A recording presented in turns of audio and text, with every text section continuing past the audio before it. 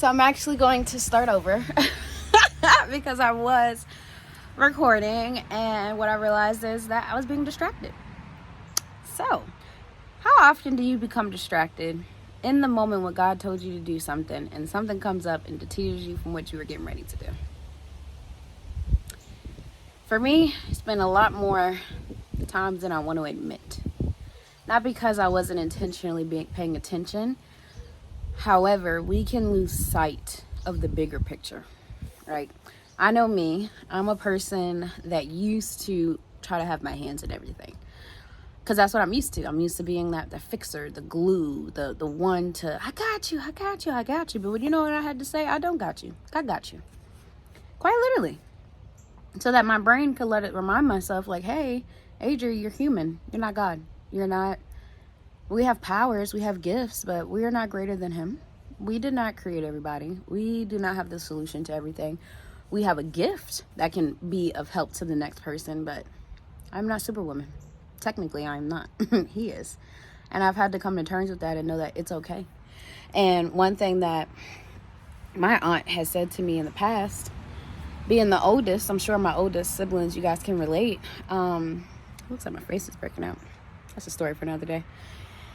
As the oldest, we already have our blinders on. We already have, our radar on to already be a helper. And when you're a woman, you're a female already, we already have those character traits within us that God has given us.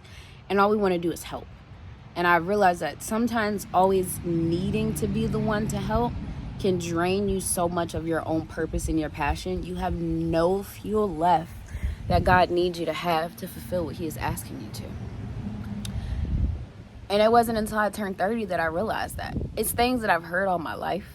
And as I'm sitting here in Charlotte, not sitting in here in Charlotte, but since I'm spending time in Charlotte, coming back to, a testimony for myself to say I'm not who I was when I left here. I'm much better and much stronger because of him.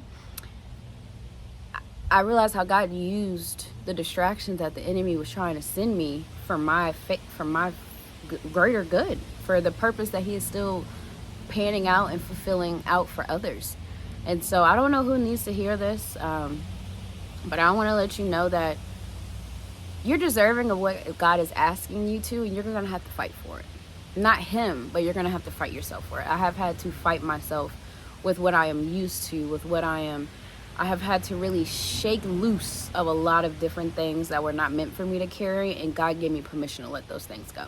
He's been asking me for a long time to let those things go. And if I did not start letting those things go, first in the spirit realm and now tangibly on the earthly realm, I would be drowning in my sorrow, drowning in my fear, drowning in my doubt, drowning in just operating lesser than of who I am. And I don't want that anymore. And I'm sure you don't want that for yourself.